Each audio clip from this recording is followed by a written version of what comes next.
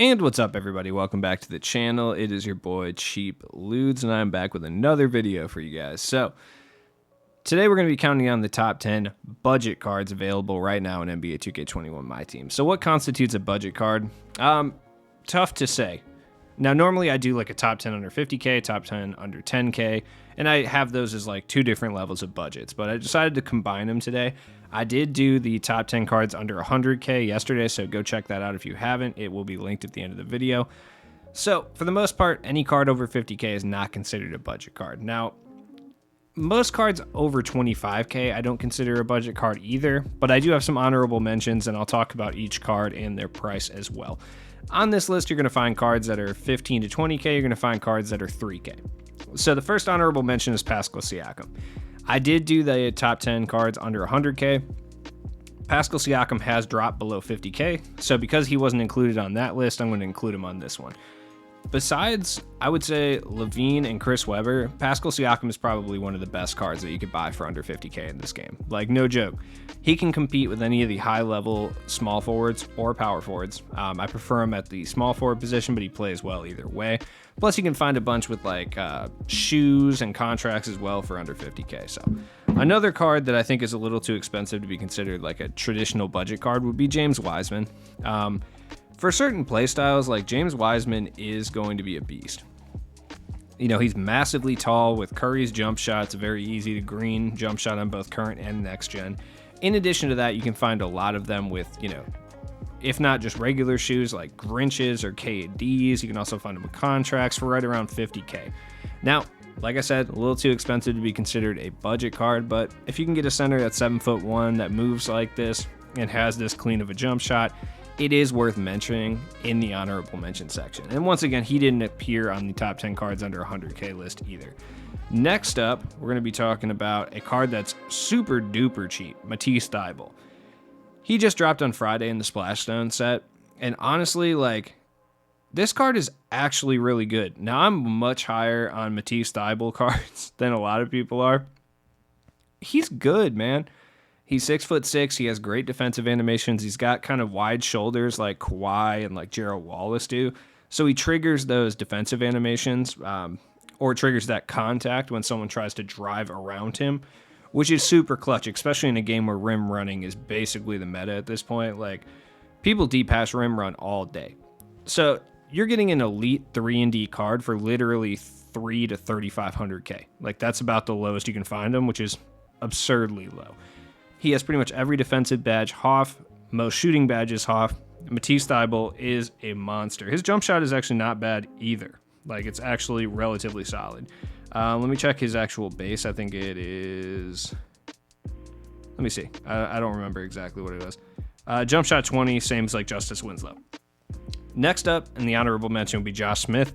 I've talked about this card a lot, and he's a beast, man. He's basically a way cheaper version of LeBron that can play shooting guard and point guard. Like, player build wise, they're about the same. His jump shot is really nice. There's absolutely nothing wrong with this Josh Smith card. You can get him for right around 15 to 20K, which is a good price for an elite level shooting guard / point guard. I personally think he plays better at shooting guard, but some people like him at point guard. He plays well both positions. Now, our final honorable mention would be Caris LeVert. Caris LeVert's really good. If you're looking for a high-level shooting guard or point guard, he plays well at both positions. For under 10K, like, Caris LeVert's the way to go, in my opinion. I think there's a couple guys who are a little bit better that are actually on the list that I'll talk about, but Caris LeVert, 6'6", he looks like 6'7", like a little bit bigger. He's not the greatest defender, but he can hold his own just fine with pretty decent defensive stats and tendencies. I mean, pretty much every card that comes out now has 90 or 95 in every defensive tendency that matters, so it doesn't really matter, and that's why I don't really look at him too much. But he's a beast. Good jump shot as well. Next up, number 10, Manute Bol. Like, Manute Bol is not very good on current gen, but on next gen, he is ridiculous. Like, he's 7'7", plays the 2 guard, and because of the speed issues on next gen, he's one of the fastest cards in the game with the ball in his hand, which is ridiculous. Like, this card is stupid on next gen. That's why I had to include him. Like, you can speed pass pretty much anybody on next gen with Manute Bol. He does move super duper sluggish with the ball not in his hands, but once he gets the ball, he literally turbos all over the place. It's just, this is a high-level card, especially when you're talking about triple threat online, can compete with some of the best cards in the game due to his size and speed with the ball in next gen. Number 9, Yi. I don't even know how to say his last name. I literally never pronounce it right, so I'm not even going to try. Yi is a 7-foot-tall 2-guard. Now, you can play the 2-guard position or the small forward position. Honestly, doesn't matter. I do think his jump shot is a little cleaner from the corner, so if you're running like a Hawks freelance, it's probably better to play him at the small forward position. Plus, he gets a little bit easier of a path to the basket, too, in regards to like rebounding, which he does very well. He has Jonathan Isaac jump shot, so he does miss more whites than a traditional card, but dude, he's no joke. Number 8 is a card that I've hyped since it came out, 2 weeks ago. So it's not Jeff Hornacek. Speaking of which, when we getting a new Jeff Hornacek, dude? Jeff Green. Jeff Green you can get for ridiculously cheap as well, like 7-8K, which is a small price to pay for a small forward that plays at the level Jeff Green does. Now, he's primary power forward. I do think he's much better at small forward, but that's really a personal preference thing. I just think his badge count angles more towards like an elite small forward than a power forward. But Jeff Green, there's absolutely nothing he can't do. Like, he can handle the ball, he attacks the rim, he can play defensively like a beast. Clean jump shot, he rebounds pretty well, he's fast. Every card that comes out at this point of the year is like cracked out. It doesn't matter if it's a pink diamond or an opal. So it's really all about intangible stuff, and Jeff Green has some of those intangible properties. Next up is a card that I feel like I may get slandered literally to death if I don't include, which is Bol Bol. Look, if you've been playing my team for the last month and a half, or even for the last like 3 weeks even, like, you know about Bol Bol. You've ran into him on TTO. He's literally dribble glitch all over the court into like a green 3. This card's stupid, and if you're especially playing TTO, he handles fine in 5v5 settings as well. He blocks a lot of shots. He rebounds okay. I do have some rebounding issues with him, but in regards to TTO, like, you throw him and Manute Bol on the same team, it truly doesn't matter who else you're using. You're going to have a good chance because those two guys are so overpowered. So Bol Bol, for that reason, is a perfect budget card. You can pick him up for around 20K. Absolutely worth it, especially if your main game mode is TTO. That's my opinion on it. Number 6 is a card that just came out on Wednesday. Opal Danilo Galinari. So I might be a bigger fan of Gallo base than a lot of people are, but dude, and I hate Galinari. Like, in real life, I despise him. I'm currently watching the playoff game right now, and I despise Galinari and his stupid faux hawk haircut. I hate it. I hate it so much. Like, literally, I dislike him. But this card is so nice. Like, literally so good. I'm actually shocked. He's not the best power forward. I think he is better at the small forward, but he's 6'10" with a wet jump shot, cracked out badges, great stats. It's really the Gallo base. Like, I think the Gallo base is so good this year. Like, that Invincible Shaq has Gallo base, and I literally think he's one of my favorite centers in the game because of that. He's so good. I haven't really heard anyone talk about this card, which is kind of shocking because he really does play that well. But at the same time, there's so many solid small forwards that some get swept under the cracks. Number 5, this card just came out in the Splash Zone sets, and that is Kevin Porter Jr. Look, I know I'm famous in certain circles. I'm saying that sarcastically. For slandering the Ruby Kevin Porter Jr. when he came out, right? As a budget card. This card is not that, though. Like, this card is actually incredibly good. He's a J.R. Smith clone with a lefty release. Really solid. He moves incredibly well. He dunks the ball hard.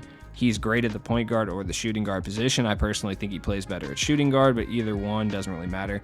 Not the best defender, but that's not really what you're bringing Kevin Porter Jr. in for. He's a pure offensive threat, and for a majority of people, you're really going to enjoy him. He just moves different. I don't know what it is, but you can pick this card up for 7K, and he easily merits the number 5 spot on the top 10 budget cards available right now. So that's how I feel about it. As far as like badges you need to equip him, he doesn't really need anything. He's fine. Next up is a card. You knew this card was coming. Wes Unseld. I love this card. I literally love this card. Like, he's so good. You can get him for around, 12's pretty low. I've seen him go for around there, but usually he hovers around 14, 15K, which is a super good price for him. Like Wes Unseld, like I talked about with a few other guys on this list, specifically Josh Smith and Matisse Thybulle. Like he's got that stocky, wide-shouldered player build that triggers those defensive contact animations when people try to drive around him, which is huge. He has that Kobe release, which is really good. He moves incredibly well. He's a great passer. He dunks hard. As far as badges, like he's pretty cracked out as well. The Hoff difficult shots would be nice for him to have if you planned on playing him at point guard, but he can play the shooting guard just as well anyway. Some people actually prefer him at the shooting guard. Honestly, it doesn't matter. Next up, number 3, DeAndre Hunter. DeAndre Hunter is no joke. Like, he is one of the best 3-and-D cards in the game, period, not even just in the budget tier. That's my opinion on the matter. Like, I overvalue this card a bit. I will say that right now. I know a lot of people don't like it necessarily, but I do.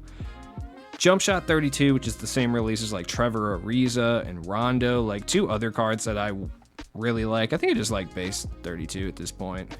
More importantly, one of my favorite cards of the year has base 32, and that is Nick Anderson. I will be so hyped if we get a new Nick Anderson, but he's basically going to be DeAndre Hunter, so it doesn't really matter. 6'7", 7'2" wingspan, lockdown defender. Next up, we got Tyrese Haliburton at number 2. This card just came out at the Splash Zone set, man. This... I have like Vietnam style flashbacks thinking about getting destroyed by like a dude doing 47 Curry slides with the diamond Tyrese Haliburton. I can only imagine what it's like with this one. He's got that Aaron Gordon release on very quick, which isn't the best, but it works on Haliburton, man.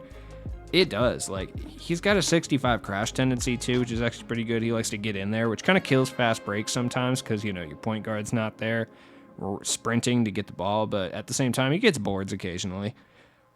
If you're looking for a pure offensive point guard, he's not the best defender, but he can hold his own. Look no further. You can get him for about $7K, which is a super good price for a card of this ilk. Yeah, you like that word? Like that? Yeah. I'm sorry. Look, you knew this was going to be number 1, right? Like, you knew Dino Raja was going to be number 1. Look, I use Dino Raja over every center that I have, and I have some of the best centers in the game. I have Kareem, I have Invincible Shaq, I had Dikembe Mutombo, who I sold. Every time I get a new center, you know, I think that he's going to be the one. Like, this is the guy I'm going to use for the rest of the year. Dino Raja actually may be the guy that I use for the rest of the year. Granted, I do use Invincible Kareem ahead of him, and if I was playing competitive, I don't even know if I'd use Shaq over him because I'm really wet with Dino. But you can pick Dino up for 15 to 12K, somewhere around there. And for that price, there's not a card in this game that's going to make more of a difference for your team. I really don't think so. With that 7'11" wingspan, it's going to help your rebounding instantaneous. He can move with the ball in his hands. He can shoot. He can pass. He can do everything. Don't let his defensive stats fool you, by the way. He's a lockdown defender. He blocks shots almost more than any card in the game because he has that giant wingspan, and he just runs around with these slender man arms. Oh, Dino Raja is so tight. I just want to hang out with Dino Raja. So anyways, that is the list. Thank you for watching the video. I'm going to open some packs real quick. I should not do this, but I feel like, why not, right?